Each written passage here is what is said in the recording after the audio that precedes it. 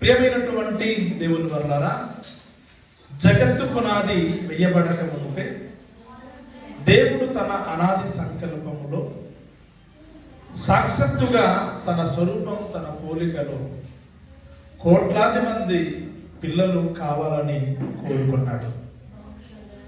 అలా కోరుకున్న దేవుడు భూమి మీద ఆదము అవ్వలను వివాహం ద్వారా జతపరిచి వారిరువురును దేవుడు ఆశీర్వదించి ఉన్నాడు. ఏమని అంటే, మీరు ఫలించి అభివృద్ధి పొంది విస్తరించి భూమిని నింపి దానిని లోపరుచుకొనుడి అని దేవుడు ఆదమవులను ఆశీర్వదించినట్లుగా మనం చూస్తున్నాం. ప్రియులారా, భూమి మీద దేవుని ఆశీర్వాదమే భూమి మీద ఉన్న కోట్లాది మంది మనుషులు అని ప్రతి ఒక్కరు కూడా తెలుసుకోవాలి. అయితే భూమి మీద పుట్టిన ప్రతి మనిషి విషయములో దేవుని అనాది సంకల్పం ఉంది, దేవుని ప్రణాళిక ఉంది.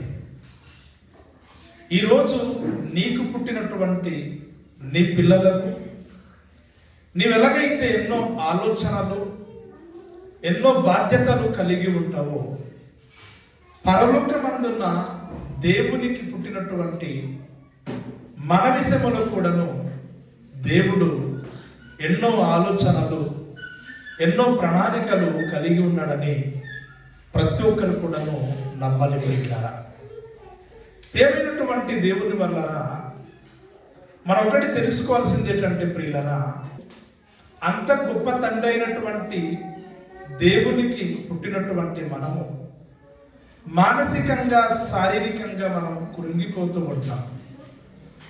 నా ఇంటికి తినడానికి తిండి లేదు అని, వేసుకోవడానికి బట్టలు లేవని, ఉండడానికి ఇల్లు కానీ కావలసినటువంటి సదుపాయాలు లేవని కొన్ని సందర్భంలో మనము కుమిలిపోతూ ఉంటాం, సొమ్మసిల్లిపోతూ ఉంటాము, కృంగిపోతూ ఉంటాం. కానీ నువ్వు నమ్ముకున్న దేవుడు, నీకు జనమరిచినటువంటి దేవుడు ఎంత గొప్పవాడో ఈరోజు మనము తెలుసుకోలేని పరిస్థితుల్లో ఉన్నాం. అందుకే దేవుడు బైబిల్లో ఒక చక్కటి మాటని పిల్లరా రాయించి ఉన్నాడు.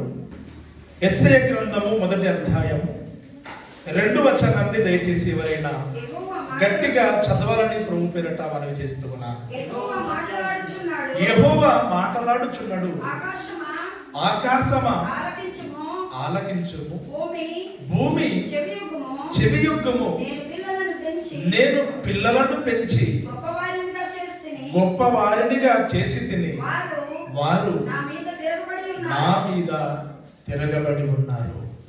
ప్రియమైనటువంటి దేవుని వల్లరా, ఇక్కడ మనం చూసినట్లయితే పరలోకమందున్న దేవుడు ఎవరితో మాట్లాడుతున్నాడు అని ఆలోచించినప్పుడు పిల్లరా, దేవదూతలతో దేవుడు మాట్లాడటం లేదండి. పరలోకములో కోటాను కోట్ల దేవదూతలు ఉన్నాయి. కోటాను కోట్ల దేవదూతలతో దేవుడు మాట్లాడటం లేదు. రెండవదిగా ప్రియులరా, భూమి మీద కోట్లాది మంది మనుషులు ఉన్నారు. కానీ ప్రియులరా, దేవుడు భూమి మీద ఉన్న మనుషులతో మాట్లాడటం లేదు. మూడవదిగా పాతాళ లోకం గురించి మనం ఆలోచించినప్పుడు, పాతాళ లోకంలో పరదైసు అనేటువంటిది ఒక భాగం. ఆ పరదైసులో ఎవరు ఉన్నారంటే భక్తులు అనబడిన వారు ఉన్నారు. దేవుని కోసం చనిపోయిన వారు, దేవుని కోసం బ్రతికినటువంటి భక్తులు పరదైసులో ఉన్నారు. పరదైసులో ఉన్నటువంటి భక్తులతో కూడా దేవుడు మాట్లాడటం లేదు. మరి ఎవరితో దేవుడు మాట్లాడుతున్నాడు ఈ వాక్యం ప్రకారంగా అని ఆలోచించినప్పుడు, ఆకాశము భూమితో దేవుడు మాట్లాడుతున్నాడు.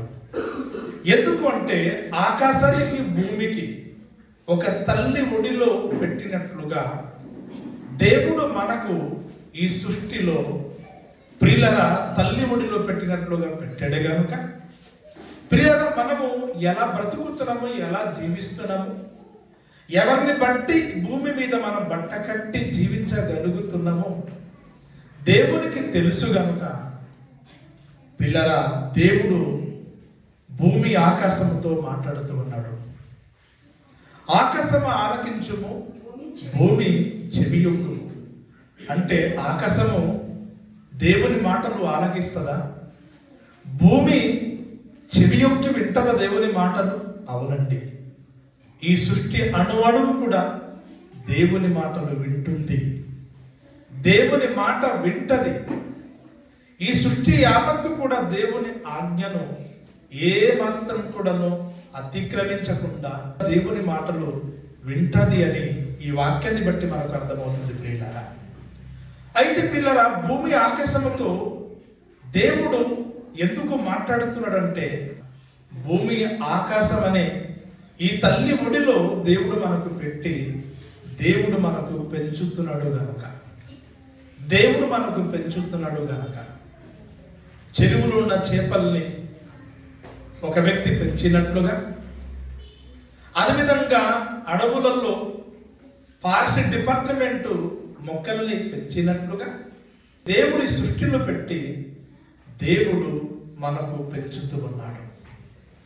ఈరోజు చాలా మంది అనుకుంటారు ఏమనంటే, మా అమ్మ నన్ను పెంచుతుంది, మా నాన్న నన్ను పెంచుతున్నాడు అని కొన్ని సందర్భంలో మనం అనుకుంటాం. కానీ వాస్తవానికి మనకు పెంచేవాడు సృష్టికర్త అయినటువంటి దేవాది దేవుడు.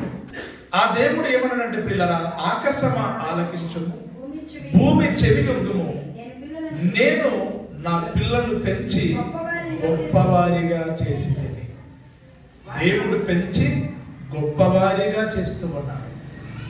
ఒకనప్పుడు నీవెవరో నీకు తెలుసు, ఒకనప్పుడు నీవు విలువ లేనివాడవు, ఒకనప్పుడు నీవు ఎన్నిక లేనివాడవు, ఒకనప్పుడు నీవు తృణీకరింపబడిన వాడవు, ఒకనప్పుడు నీకంటే పేరు లేదు, నీకంటే విలువ లేదు. కానీ ఈరోజు దేవుని యొక్క మహాకృపని బట్టి చాలా గొప్పవాడైపోయి సమాజంలో మంచి పేరు, మంచి పరుగుబడి వచ్చింది. దేవుడిని పెంచి గొప్పవారుగా చేసినప్పుడు కొన్ని సందర్భముల్లో కృతజ్ఞత లేని వారై దేవుని మీద మనము తిరుగుబాటు చేస్తూ ఉంటాం. గనుక మనం దేవునికి తిరుగుబాటు చేయకూడదు, కానీ విధేయత కలిగి, కృతజ్ఞత కలిగి, రుణపడి బ్రతకలసిన బాధ్యత మనందరి మీద ఉంది. గనుక దేవుడు ఏ విషయంలో ఎవరిని కూడా తక్కువ చేయడు.